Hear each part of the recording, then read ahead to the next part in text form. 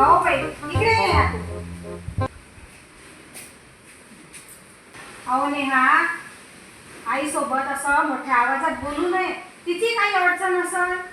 अगं नेहा, आई कधी चिडली किंवा रागावली तर असं तिच्यासोबत मोठमोठ्यानं बोलत नसतात.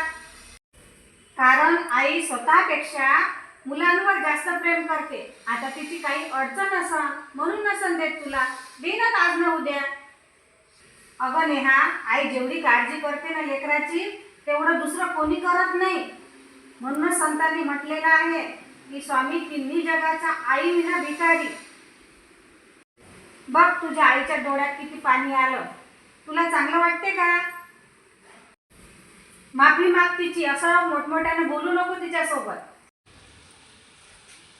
काही नाही ना बाई, माझ्याजवळ पैसे आले म्हणजे मी देईन ना घेऊन तुले. कशाला एवढा त्रास देतो? नाही नाही आई, माफ कर मला. आता मला